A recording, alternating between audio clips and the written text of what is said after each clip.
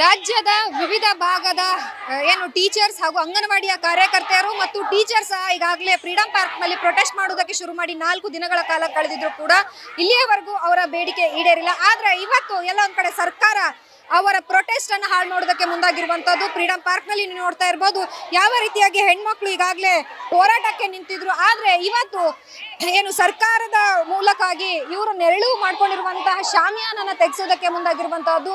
ಮಧ್ಯಾಹ್ನದಲ್ಲಿ ನಿನ್ನೆ ಅಂದ್ರೆ ಪ್ರೊಟೆಸ್ಟ್ ಅನ್ನ ಹಿಂತಗೋಬೇಕು ಅನ್ನುವಂತಹ ಮಾಹಿತಿಯನ್ನ ಕೂಡ ಇವರಿಗೆ ಈಗಾಗಲೇ ನೀಡಿತ್ತು. ಆದ್ರೂ ಸಹ ಮಹಿಳೆಯರು ನಮ್ಮ ಬೇಡಿಕೆ ಈಡೇರಿಸುವವರೆಗೂ ನಾವು ಇಲ್ಲಿಂದ ಕದಲಲ್ಲ ಅನ್ನುವಂಥದ್ದು ಹೇಳಿದ್ರು. ಆದ್ರೆ ಈ ನಿಟ್ಟಿನಲ್ಲಿ ಇವತ್ತು ಪೊಲೀಸರ ಮುಖಾಂತರವಾಗಿ ಇಲ್ಲಿ ಹಾಕಿರುವಂತಹ ಟೆಂಟ್ ಅನ್ನ ಬಿಚ್ಚೋದಕ್ಕೆ ಮುಂದಾಗಿರುವಂತದ್ದು. ಸುಮಾರು 15,000ಕ್ಕಿಂತ ಹೆಚ್ಚು ಮಹಿಳೆಯರು ಇವತ್ತು ಫ್ರೀಡಂ ಪಾರ್ಕ್ ನಲ್ಲಿ ಪ್ರೊಟೆಸ್ಟ್ ಮಾಡ್ತಾ ಇದ್ರು. ಹೆಣ್ಮಕ್ಳಿಗೆ ಕೂರೋದಕ್ಕೆ ಒಂದು ಜಾಗ ಇಲ್ಲ, ನಮ್ಮನ್ನ ಸರ್ಕಾರ ಹತ್ತಿಕ್ತಾ ಇದೆ ಅನ್ನುವಂತಹ ಕೂಗು ಈಗಾಗಲೇ ಕೇಳಿ ಬರ್ತಾ ಇರುವಂತದ್ದು. ಗ್ಯಾರಂಟಿ ಯೋಜನೆಗಳನ್ನ ನೀಡುವಂತಹ ಸರ್ಕಾರ ಇವತ್ತು ಮಾಡ್ತಾ ಇರುವುದೇನು, ಮಹಿಳೆಯರಿಗೋಸ್ಕರ ಅಂತ ಇರುವ ಸರ್ಕಾರ ಇವತ್ತು ನಮ್ಮನ್ನ ಬಿಸಿಲಲ್ಲಿ ಬೇಯುವಂತೆ ಮಾಡ್ತಾ ಇದೆ ಅಂತ ಹೇಳಿ ಧಿಕ್ಕಾರ ಕೂಗ್ತಾ ಇದ್ದಾರೆ. ಇಲ್ಲಿ ಏನು ಅಂಗನವಾಡಿಯ ರಾಜ್ಯಾಧ್ಯಕ್ಷರಾಗಿರುವಂತಹ ಪ್ರೇಮ ಮೇಡಮ್ ಅವರು ಇದ್ದಾರೆ, ಅವ್ರನ್ನ ಮಾತಾಡ್ತಾ ಹೋಗ್ತೀನಿ. ಮೇಡಮ್, ಇವತ್ತು ಈಗಾಗಲೇ ನೀವು CM ಅವರಿಗೆ ಮನವಿ ಕೂಡ ಮಾಡಿದ್ರಿ, ಆದ್ರೆ ಯಾವುದೇ ರೀತಿಯಾದಂತಹ ಒಪ್ಪಿಗೆಯನ್ನು ಅವ್ರು ಕೊಟ್ಟಿಲ್ಲ. ಬಟ್ ಇವತ್ತು ಮಧ್ಯಾಹ್ನದ ಸಮಯದಲ್ಲಿ ನಿಮ್ಮನ್ನ ಇಲ್ಲಿಂದ ಕಳಿಸೋದಕ್ಕೆ ಪ್ರಯತ್ನ ಮಾಡ್ತಾ ಇದ್ದಾರೆ, ಏನ್ ಹೇಳ್ತೀರಾ? ಅದಕ್ಕೆ ನಾವು ಧಿಕ್ಕಾರ ಕೂಗ್ತಾ ಇದೀವಿ. ಹೆಂಗೆ ಅಂತ, ಯಾಕಪ್ಪ ಅಂದ್ರೆ ಸರ್ಕಾರಕ್ಕೊಂದು ಧಿಕ್ಕಾರ ಅಂತ ಹೇಳ್ತಾ ಇದೀವಿ. ಇಂಥ ಬಿಸಿಲು ಸೈವ ಟೈಮಲ್ಲಿ ನೀವು ಬಂದು ಸರ್ಕಾರದಿಂದ ಹತ್ತಿಕ್ಕೋ ಅಂತ ಪ್ರತಿಭಟನೆ ಹತ್ತಿಕ್ತೀವಿ. ಈ ಥರ ಹೆಣ್ಮಕ್ಳಿಗೆ ಏನಾರು ನಾವು ಟಾರ್ಚರ್ ಕೊಟ್ಟರೆ ಅವ್ರು ಎದ್ದೋಗ್ಬಿಡ್ತಾರೆ ಅಂತ ನೀವು ತಿಳ್ಕೊಂಡ್ರೆ ತಪ್ಪು ಸರ್.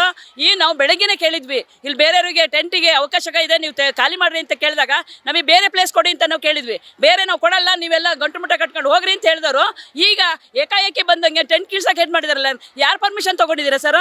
ನಾವು ಕಮಿಷನರ್ ಆಫೀಸಿಗೆ ಫೋನ್ ಮಾಡಿ ನಾವು ಲೆಟ್ರ್ ಕೊಟ್ಟಿದ್ದೀವಿ, ಈ ಥರ ನಾವು ಅನಿರ್ದಿಷ್ಟಾವಧಿ ಮುಷ್ಕರ ಹಮ್ಮಿಕೊಂಡಿದ್ದೀವಿ ಅಂತಂದೇಳಿ. ಬಟ್ ಆದರೂ ಕೂಡ ಸರ್ಕಾರ ನಮಗೆ ಈ ಥರ ಒಂದು ಅನ್ಯಾಯ ಮಾಡ್ತಿರೋದು ತುಂಬ ನೋವಿನ ಸಂಗತಿ. ಹೆಂಗೆ ಅಂತಂದೇಳಿ ಇಷ್ಟು ಬಿಸಿಲಲ್ಲಿ ನಾವು ಕೇಳ್ತಾ ಇದ್ದೀವಿ, ಸಂಜೆ ಅಷ್ಟೊತ್ತಿಗೆ ನೀವು ಖಾಲಿ ಮಾಡಿ ಶಿಫ್ಟ್ ಮಾಡ್ಕೋತೀವಿ, ಆನಂತರ ಹಾಕೊಳ್ಳಿ ಅಂತ ಹೇಳಿದರೆ ಈಗ ಏಕಾಏಕಿ ಬಿಸಿಲಲ್ಲಿ ಬಂದು ನೀವು ಟೆಂಟ್ ಖಾಲಿ ಮಾಡಿರಿ ಅಂತ ಹೇಳಿದಾಗ ಅಷ್ಟೊಂದು ಜನ ಹೆಣ್ಮಕ್ಳು ಏನಾರು ಆದರೆ ಯಾರು ಜವಾಬ್ದಾರಿ ಸರ್? ಅದಕ್ಕೊಂದು ಅವಕಾಶನ ಕೊಡದೇ ನಮಗೆ ಈ ಥರ ಬಿಸಿಲಲ್ಲಿ ನಿಲ್ಲಿಸ್ತಿದ್ದೀರ ಹಂಗೆ ಅಂತಂದೇಳಿ. ಮಾನವೀಯತೆ ಏನಾರು ಇದೆಯಾ ಸರ್ಕಾರಕ್ಕೆ? ನಿಮಗೆ ಮೌಲ್ಯ ಏನಾರು ಕಲ್ತ್ಕೊಂಡಿದ್ದೀರಾ ಹಂಗೆ ಅಂತಂದೇಳಿ? ಈ ಒಂದು ವ್ಯವಸ್ಥೆ ನಮಗೆ ತುಂಬ ತುಂಬ ತುಂಬ ನೋವಿನ ಸಂಗತಿಯಾಗಿದೆ. ರಾಜ್ಯದ ಜನತೆ ನಿಮ್ಮನ್ನು ನೋಡ್ತಾ ಇದ್ದಾರೆ, ಎಲ್ಲ ರಾಜ್ಯದ ಜನತೆ ಎಲ್ಲ ನೋಡ್ತಾ ಇದ್ದಾರೆ, ಎಲ್ಲ ನಮ್ಮ ಮಕ್ಕಳು ಪೇರೆಂಟ್ಸ್ಗಳು ನೋಡ್ತಾ ಇದ್ದಾರೆ. ಎಲ್ಲರ ಶಾಪ ನಿಮಗೆ ತಟ್ತಾ ಇರಲ್ಲ ಅಂತಂದೇಳಿ ನಾವು ಹೇಳ್ಕೊಡ್ತೀವಿ. ಈಗ ಮ್ಯಾಮ್, ಈಗ 4 ದಿನ ಆಯ್ತು ನೀವು ರಾತ್ರಿ ಹಗ್ಲು ಅನ್ನೋದೇ ಬಿಸಿಲಲ್ಲಿ ಇದ್ದೀರಾ. ಬಟ್ ಇವತ್ತೆಲ್ಲ ಒಂದ್ ಕಡೆ ನೆರಳಿತ್ತು, ಅದನ್ನು ಕೂಡ ತೆಗೆಯುವುದಕ್ಕೆ ಮುಂದಾಗ್ತಾ ಇದೆ ಸರ್ಕಾರ. ಹೌದು, ನಾವು ಬಿಸಿಲು ಬಂದ್ರು ಏನಿದ್ರಲ್ಲ, ನೆರಳಲ್ಲಿ ಕೂತ್ರು ಏನು ನೆರಳಲ್ಲ. ನಾವು ಬಿಸಿಲಲ್ಲೇ ಕೂತು ಎಷ್ಟೋ ಹೋರಾಟಗಳು ಮಾಡಿದೀವಿ. ಆ ಹೋರಾಟದಲ್ಲಿ ನಮ್ಗೆ ಸಿಕ್ಕಂತ ಜಯ ಅಂತಂದೇಳಿ ನಾವು ತಗೊಂಡೋಗ್ತಿದ್ವಿ, ಏನು 500 ಅಂತ ತಗೊಂಡೋಗ್ತಿದ್ವಿ. ಬಟ್ ನಾವೀಗ ಕೂತಿರೋದು ಕನಿಷ್ಠ ವೇತನಕ್ಕೆ ಅಂತ ಕೂತಿದ್ದೀವಿ. ಆ ಕನಿಷ್ಠ ವೇತನ ಆಗೋವರೆಗೂ ಬಿಸಿಲಲ್ಲಿ ಕೂತ್ರು ಕೂಡ ಪರವಾಗಿಲ್ಲ, ನಮಗೆ ನಾವು ಬಿಸಿಲಲ್ಲಿ ಕೂತೆ ನಾವು ನ್ಯಾಯ ತಗೊಂಡೋಗ್ತೀವಿ ಅಂತಂದೇಳಿ ನಾವು ಹೇಳ್ತಾ ಇದೀವಿ. ಮೇಡಮ್ ಮ್ಯಾಮ್, ಈಗ ನಿಮ್ಗೂ ಮನೆ ಮಕ್ಕಳು ಜೀವನ ಅನ್ನೋದಿದೆ, ಅದ್ರ ಜೊತೆಗೆ ನೀವೆಲ್ಲ ಓಟ್ ಹಾಕಿ ಇವತ್ತು ಇಲ್ಲಿ ಬಂದು ನಿಂತಿರುವಂತಹದ್ದು. ಇವತ್ತು ಸರ್ಕಾರ ಹೆಣ್ಮಕ್ಳನ್ನ ಈ ರೀತಿ ನಡೆಸ್ಕೊಳ್ತಾ ಇರೋದು ಎಷ್ಟರ ಮಟ್ಟಿಗೆ ಸರಿ ಅನ್ಸುತ್ತೆ? ಅದೇ ತಪ್ಪು ಅಂತ ಅನಿಸ್ತೈತೆ. ನಾವೆಲ್ಲ ಹೆಣ್ಮಕ್ಳು BJP ಸರ್ಕಾರ ಸರಿ ಇಲ್ಲ ಅಂತಂದೇಳಿ ಕಾಂಗ್ರೆಸ್ ಸರ್ಕಾರ ತರೋದು, ಕಾಂಗ್ರೆಸ್ ಸರ್ಕಾರ ಸರಿ ಇಲ್ಲ ಅಂತ BJP ಸರ್ಕಾರ ತರ್ತೀವಿ ನೋಡು, ಅದು ಇವರಿಗೆ ಎಲ್ಲನ ಒಂದು ಏನೋ ಮದ ಏರುತ್ತೆ ಅಂತ ಹೇಳ್ತಾರಲ್ಲ, ಆ ಸ್ಥಿತಿ ಬಂದ್ಬಿಡುತ್ತೆ. ಹಾಗಾಗಿ ನಾವು ನ್ಯಾಯಯುತವಾಗಿ ಹಂಗೆ ಅಂತ ನಮ್ಮ ಮೌಲ್ಯನ ನಾವು ಕಳ್ಕೋಬಾರ್ದು. ನಾವು ವೋಟ್ ಮಾಡ್ಬೇಕಾದ್ರೆ ಸರಿಯಾದಂಥ ವ್ಯಕ್ತಿನ ಆಯ್ಕೆ ಮಾಡ್ರಿ ಅಂತ ಹೇಳ್ತಾರಲ್ಲ, ಆಯ್ಕೆ ಮಾಡಿದ್ರೆ ತುಂಬ ಒಳ್ಳೇದು ಅಂತಂದೇಳಿ ನಾವು ಕಲ್ತಿರೋ ಪಾಠ ಇವತ್ತಿಂದು. ಯಾಕಪ್ಪ ಅಂದರೆ ಸರ್ಕಾರ ನಮಗೆ ನ್ಯಾಯ ಕೊಡುತ್ತೆ ಅಂತಂದೇಳಿ ಜನಪ್ರತಿನಿಧಿಗಳನ್ನ ಆಯ್ಸ್ ಕಳಿಸಿ ಸರ್ಕಾರ ರಚನೆ ಮಾಡೋಕೆ ಮಾಡಿದರೆ, ಈ ಒಂದು ಸರ್ಕಾರ ಈ ರೀತಿ ನಮ್ಮ ಒಂದು ವ್ಯವಸ್ಥೆನ ಹತ್ತಿಕ್ತೈತೆ ಅಂತಂದರೆ ಹೆಣ್ಮಕ್ಳದ ಒಂದು ಏನು ನಾವು ಕೇಳ್ತಕ್ಕಂಥ ಗೌರವಧನ ಬಿಟ್ಟು ಕನಿಷ್ಠ ವೇತನ ಅಂತ ಅಂದಾಗ ಇದೊಂದು ಸರ್ಕಾರಕ್ಕೆ ಒಂದು ಧಿಕ್ಕಾರ ಅಂತಂದೇಳಿ ನಾವು ಕೂಗ್ತಾ ಇದ್ದೀನಿ. ಏನಂತಂದ್ರೆ ಈಗ ಈ ಸದ್ಯಕ್ಕೆ ಇದೆಲ್ಲ ಟೆಂಟ್ ಅನ್ನ ತೆಗೆಯುವುದಕ್ಕೆ ಮುಂದಾಗಿರುವಂತದ್ದು, ಸಂಪೂರ್ಣವಾಗಿ ತೆಗೆದ್ರೆ ನಿಮ್ಮ ನೆಕ್ಸ್ಟ್ ಪ್ಲಾನ್ ಏನ್ ಮ್ಯಾಮ್? ಏನ್ ಮಾಡ್ತೀವಿ? ಕೂತ್ಕೋತೀವಿ, ಅವ್ರು ಎಲ್ ಪ್ಲೇಯರ್ಸ್ ಕೊಟ್ಟಿದಾರಲ್ಲ ಅಲ್ಲೇ ಕೂತ್ಕೋತೀವಿ. ನಾವು ಪ್ರೊಟೆಕ್ಟ್ ಆದೇಶ ಆಗೋವರೆಗೂ ನಾವೇನು ನಾವು ವಾಪಸ್ ಹೋಗಲ್ಲ. ನಾವು ತಯಾರಿ ಆಗೇ ಬಂದ್ಬಿಟ್ಟಿದ್ದೀವಿ. ನಾವು ಪಕ್ಕದಲ್ಲೇ ಹೇಳಿದ್ವಿ, ಈಗ ಹೆಣ್ಮಕ್ಳಿದೀವಿ, ಈಗ ಏಕಾಏಕಿ ನೀವು ಪಕ್ಕಕ್ಕೆ ಶಿಫ್ಟ್ ಮಾಡ್ರಿ ಅಂದ್ರೆ ನಮಗೆ ಕಷ್ಟ ಆಗುತ್ತೆ, ಇಲ್ಲ ನೆರಳಲ್ಲಿ ಕೊಡ್ರಿ ಅಂತ ಹೇಳಿದ್ರೆ ಇಲ್ಲ ನೆರಳಲ್ಲಿ ಕೊಡೋಕ್ಕಲ್ಲ, ನೀವು ಮಾಡೋದು ಏನಾಗುತ್ತೆ ನೋಡಿ ಅಂತಂದೇಳಿ ನಮ್ಮೇಲೆ ದಬ್ಬಾಳಿಕೆ ಮಾಡಿಕೊಂಡು ನೀವು ಈಗ ಟೆಂಟ್ ಬಿಚ್ತಾ ಇದ್ದೀರಿ ಹಂಗೆ ಅಂತಂದೇಳಿ. ಆ ಟೆಂಟ್ ಬಿಚ್ಚಿದ್ರು ನಮಗೇನು ಸಮಸ್ಯೆ ಇಲ್ಲ, ನಾವು ಬಿಸಿಲಲ್ಲೇ ಕೂತ್ಕೋತೀವಿ. ನಾಳೆ ನೆಕ್ಸ್ಟ್ ಆ ಕಡೆ ಶಿಫ್ಟ್ ಮಾಡ್ಕೊಂಡು ಇನ್ನು ಕಂಟಿನ್ಯೂ ಮಾಡ್ತೀವಿ ನಾವು ನಮ್ಮ ಹೋರಾಟನ ಅಂತಂದೇಳಿ. ಇನ್ನು ಉಗ್ರ ಈಗೆಲ್ಲ ನೋಡಿರ್ತಾರೆ ಲೈವಲ್ಲಿ, ಎಲ್ಲರೂ ಬರ್ತಾರೆ, ಅವ್ರಿಗೆ ಉತ್ತರ ಕೊಡಂತೀವಿ ಮೇಡಮ್ ಎಲ್ಲ. ನೀವು ಎಲ್ಲಿಂದ ಬಂದಿರೋದು? ನಾನು ಮಂಗಳೂರಿಂದ ಬಂದದ್ದು, ದಕ್ಷಿಣ ಕನ್ನಡ ಜಿಲ್ಲೆ. ರಾಜ್ಯ ಸಂಘದ ಖಜಾಂಚಿ ಆಗಿದ್ದೇನೆ. ಮೊನ್ನೆಯಿಂದ ನಾನು ನೋಡ್ತಾ ಇದ್ದೆ, ಆದರೆ ಇವತ್ತು ನೋಡುವಾಗ ತುಂಬ ದುಃಖ ಆಗ್ತದೆ ನಮಗೆ. ನಮ್ಮ ಬೆನ್ನೆಲುಬಾಗಿ ಇಷ್ಟು ಜನ ವರ್ಕರ್ನವರು, ಸಹಾಯಕಿಯರು, ಇಷ್ಟು ಬಿಸಿಲಿರಲಿ ನೆರಳಿರಲಿ ನಾವು ನಿಮ್ಮೊಟ್ಟಿಗಿದ್ದೇವೆ, ಹೋರಾಟ ಮಾಡುವ ಅಂತ ಹೇಳ್ತಾ ಇದ್ದಾರೆ. ನಾವು ಇವತ್ತು ಕೇಳ್ತೇವೆ, ಗೃಹಲಕ್ಷ್ಮಿ ಅಂತ ಮನೇಲಿರೋ ಹೆಂಗಸರಿಗೆ ನೀವು ದುಡ್ಡು ಕೊಡ್ಲಿಕ್ಕೆ ದುಡ್ಡುಂಟು, ಗೃಹ ಜ್ಯೋತಿ ಅಂತ ಕರೆಂಟ್ ಬಿಲ್ ಕಟ್ಟಲಿಕ್ಕೆ ನಿಮ್ಮ ಹತ್ರ ದುಡ್ಡುಂಟು,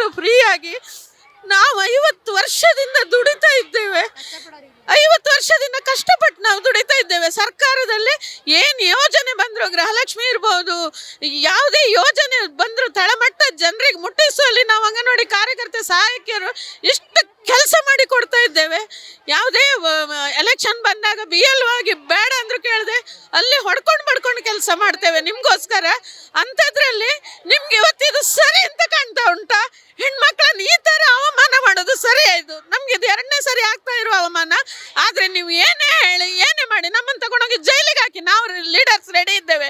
ಆದ್ರೆ ನಮ್ಮ ಕಾರ್ಯಕರ್ತೆ ಸಹಾಯಕಿಯರಿಗೆ ಏನಾದ್ರೂ ಕೂದಲು ಎಳೆ ಎಷ್ಟು ಏನಾದ್ರೂ ಅವ್ರಿಗೆ ಆಯ್ತು ಅಂದ್ರೆ ಮಾತ್ರ ನಾವು ಸರ್ಕಾರಕ್ಕೆ ವಿಧಾನಸೌಧಕ್ಕೆ ಖಂಡಿತ ಬರ್ತೇವೆ, ಮುತ್ತಿಗೆ ಹಾಕ್ತೇವೆ. ನಾವು ಬಿಡೋದಿಲ್ಲ ಈ ಹೋರಾಟವನ್ನ. ನಾವು ಇದನ್ನ ನಮ್ಗೆ ಏನು ಕನಿಷ್ಠ ವೇತನ ಕೇಳಿದ್ದೇವೆ ಅದ್ರ ಆರ್ಡರ್ ತಗೊಂಡೇ ಹೋಗುವರು. ಇವತ್ತಿಂದ ನಮ್ದು ಇದು ನಿರ್ಧಾರ ನಮ್ದು. ಮೇಡಮ್, ನಿಜವಾಗೂ ನಮಗೆ ಇವತ್ತು ಹೇಳಬೇಕು ಅಂದರೆ ನಮ್ಮ ಲೀಡ್ರ್ ಇದಾರಲ್ಲ, ಅವ್ರ ಕಣ್ಣಲ್ಲಿ ನೀರು ಬಂತು ಅಂದರೆ ನಮಗೆ ಕಣ್ಣಲ್ಲಿ ರಕ್ತನೇ ಬಂದಂಗೆ ಆಗ್ತಿದೆ. ನಮ್ಮ ಅಧ್ಯಕ್ಷರ ಕಣ್ಣಲ್ಲಿ ನೀರು ಬಂದರೆ ನಮಗೆ ಸಹಿಸೋಕ್ಕೆ ಆಗ್ತಾ ಇಲ್ಲ. ಏನಪ್ಪ ಅಂದರೆ ಎಲ್ಲ ಹೆಣ್ಮಕ್ಳು ಎಲ್ಲರೂ ತಾಯಿಗಳೆಲ್ಲ ಇಲ್ಲಿದ್ದೀವಿ, ಮಕ್ಕಳೆಲ್ಲ ಯಾವಾಗ ಬರ್ತೀರಾ ಅಂತ ತುಂಬಾ ಕೇಳ್ತಾ ಇರ್ತಾರೆ. ಎಂಥ 28 ವರ್ಷದ ಮಕ್ಕಳು ಸಮೇತ ನಮಗೆ ಕೇಳ್ತಾ ಇರ್ತಾರೆ. ಆದರೆ ಇನ್ನು ಚಿಕ್ಕ ಮಕ್ಕಳು 1 ವರ್ಷದ ಮಕ್ಕಳೆಲ್ಲ ಬಿಟ್ಟು ಬಂದಿದ್ದಾರೆ. ನಾವು ಏನೇ ತೊಂದರೆ ಕೊಟ್ಟರು ಪರವಾಗಿಲ್ಲ, ಹೆಬ್ಬಾಳು ಪೊಲೀಸ್ ಸ್ಟೇಷನ್ಗೆಲ್ಲ ಹೋಗಿ ಬಂದ್ವಿ ಮೇಡಮ್, ಯಾವುದಕ್ಕೆ ಹೆದರಲ್ಲ. ಬಿಸಿಲು ಬರಲಿ ಮಳೆ ಬರಲಿ ನಾವು ಇಲ್ಲೇ ಇರ್ತೀವಿ. ನಮ್ಮ ಕಾಯಂ ಕೆಲಸ ಮುಗಿಸ್ಕೊಂಡೇ ನಾವು ಹೋಗ್ಬೇಕು ಅಂತಿದ್ವಿ. ಆದರೆ ಈ ಥರ ಮಾಡ್ತಿದಾರಲ್ಲ ಹೆಣ್ಮಕ್ಳಿಗೆ, ಆದರೆ ಅವರಿಗೆ ಯಾವತ್ತೂ ಒಳ್ಳೇದಾಗಲ್ಲ ಮೇಡಮ್. ನಮ್ಮ ಹೆಣ್ಮಕ್ಳು ಕಣ್ಣಲ್ಲಿ ಕಣ್ಣೀರು ಹಾಕ್ತಿದ್ದಾರೆ ಅಂದರೆ ನಿಜವಾಗೂ ಭಾರಿ ಬೇಜಾರು ಅನಿಸ್ತಿದೆ ನಮಗೆ. ಒಂದೇ ಮಾತು ಮೇಡಮ್, ನಾನು ಹೇಳ್ತೇನೆ, ಈಗ ಬೇರೆಯವ್ರು ಬರ್ತಾರೆ ಇಲ್ಲಿ ಟೆಂಟ್ ಕೇಳಬೇಕು ಅಂತ ಹೇಳಿದ್ರಲ್ಲ, ನಾವು ಕೊಡುವಾಗಲೇ ಅನಿರ್ದಿಷ್ಟ ಅವಧಿ ಅಂತ ಕೊಟ್ಟಿದ್ದೇವೆ. ಆಗ ಇವ್ರಿಗೆ ಗೊತ್ತಿರಲಿಲ್ವಾ ಇಲ್ಲಿ ಬೇಡ ನೀವು ಆಚೆ ಅಂತ ಹೇಳಿದ್ರೆ ನಾವು ಲಾಸ್ಟ್ ಟೈಮ್ ಆಚೆ ಟೆಂಟ್ ಹಾಕೊಂಡಿದ್ವು, ಅಲ್ಲೇ ಇರ್ತಿದ್ವಲ್ಲ ನಾವು. ಈ ಜಾಗ ಕೊಟ್ಟು ಇವತ್ತು ಅವ್ರಿಗೆ ಕೊಡಬೇಕು ಇವ್ರಿಗೆ ಕೊಡಬೇಕು ಅಂತಾರಲ್ಲ, ಮೊದಲು ಬಂದವರು ನಾವಲ್ಲ. ನಮ್ಮನ್ನ ಯಾಕೆ ಬಿಸಿಲಲ್ಲಿ ಕೂರಿಸೋದು ಸರಿಯಾ ಅಂತ ನನ್ನ ಪ್ರಶ್ನೆ ಇದೆ. ಸೊ ಒಟ್ಟಾರೆಯಾಗಿ ಈಗಾಗಲೇ ಏನು 4 ದಿನದಿಂದ ಕರ್ನಾಟಕದ ಹೆಣ್ಮಕ್ಳು ರಸ್ತೆಗಿಳಿದಿದ್ರು. ಸರ್ಕಾರಕ್ಕೆ ಎಲ್ಲೂ ಸರ್ಕಾರದ ಮನಸ್ಸಿಗೆ ಮುಟ್ಟಿಲ್ಲ ಅನ್ನುವಂಥದ್ದು. ಕಣ್ಣೀರಲ್ಲಿ ಕೈ ತೊಳಿತಾ ಇದ್ದಾರೆ, ಮನೆಯಲ್ಲಿ ಮಕ್ಕಳು ಕೇಳ್ತಾ ಇದ್ದಾರೆ, ಅಮ್ಮ ಯಾವಾಗ ಬರ್ತೀರಾ ಅಂತ ಹೇಳಿ. ಇತ್ತ ಸರ್ಕಾರ ಇವತ್ತು ಹೆಣ್ಮಕ್ಳನ್ನ ಬೀದಿಗೆ ತಂದು ನಿಲ್ಲಿಸ್ತಾ ಇದೆ. ಇದಕ್ಕೂ ಮುಂಚಿತವಾಗಿ ನಾವು ಅನಿರ್ದಿಷ್ಟಾವಧಿ ಹೋರಾಟ ಅಂತ ಹೇಳಿದ್ರು ಸಹ ಸರ್ಕಾರ ಏನೂ ಹೇಳಿರಲಿಲ್ಲ. ಆದರೆ ಇವತ್ತು ಈ ರೀತಿಯಾಗಿ ನಮ್ಮನ್ನ ತಳ್ಳುವಂತ ಕೆಲಸ ಮಾಡ್ತಾ ಇದ್ದು ನಿಜಕ್ಕೂ ಬೇಸರ ಸಂಗತಿ ಅಂತ ಹೇಳಿ ಸಾಕಷ್ಟು ಜನ ಹೆಣ್ಮಕ್ಳು ಕಣ್ಣೀರು ಹಾಕಿರುವಂಥದ್ದನ್ನ ನೀವೆಲ್ಲ ನೋಡಿದ್ದೀರಾ. ಆದಷ್ಟು ಬೇಗ ಇವರ ಹೋರಾಟಕ್ಕೆ ಪ್ರತಿಫಲ ಸಿಗಲಿ ಅನ್ನುವಂಥದ್ದು ನಮ್ಮ ಆಶಯವಾಗಿದೆ. ಕ್ಯಾಮ್ರಾ ಪರ್ಸನ್ ಶಿವ್ ಜೊತೆ ಲಕ್ಷ್ಮೀ ಬಾಗಲಕೋಟೆ, ಅಶ್ವವೇಗ ನ್ಯೂಸ್, ಬೆಂಗಳೂರು.